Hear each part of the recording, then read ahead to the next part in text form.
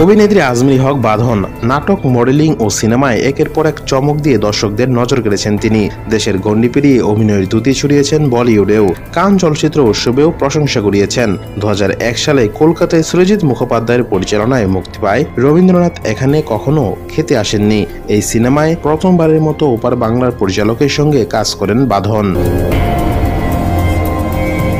সিরিজটি দর্শক মহলে বিশেষ প্রশংসিত না হলেও মুস্কান জুবেরির চরিত্রে বাঁধনের আবেদন মনে ধরেছিল দর্শকদের। কিন্তু যে কাজ করে এত প্রশংসা, পুরস্কার, সেই কাজের অভিজ্ঞতা নাকি মোটেও সুখকর নয় অভিনেত্রীর কাছে। সম্প্রতি এক সংবাদ মাধ্যমে দেওয়া সাক্ষাৎকারে তেমনটাই জানিয়েছেন বাঁধন। অভিনেত্রী বলেন, আমার সৃজিতের সঙ্গে কলকাতায় শুটিংয়ের অভিজ্ঞতা প্রচন্ড খারাপ। ওই ইউনিটের সঙ্গে আমার অভিজ্ঞতা খুবই খারাপ। কিন্তু সেখানে যদি এমন কেউ থেকে থাকেন যারা আমাকে সাপোর্ট করেছেন, তারা হলেন সিরিজের সিনেমাটোগ্রাফার, কেশবিন্যাস শিল্পী এবং রাহুল বোস। তারা আমার পাশে থেকেছেন। তাদের সেই সাপোর্ট আমি সারা জীবন মনে রাখবো, কারণ ওই সময়টা আমার জীবনে কখনো আসবে না। অন্যদিকে সৃজিত তার ধারালো কাহিনী বলা আর ব্যতিক্রমী চরিত্র নির্মাণের জন্য সমানভাবে সমাদৃত।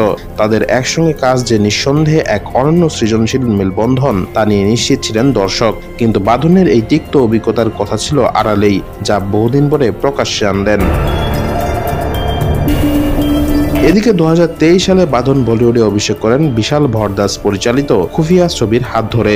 টাবু এবং আলী ফজলের মতো নামী অভিনেতাদের সঙ্গে সমান তালে অভিনয় করে পৌঁছে যান নতুন উচ্চতায়।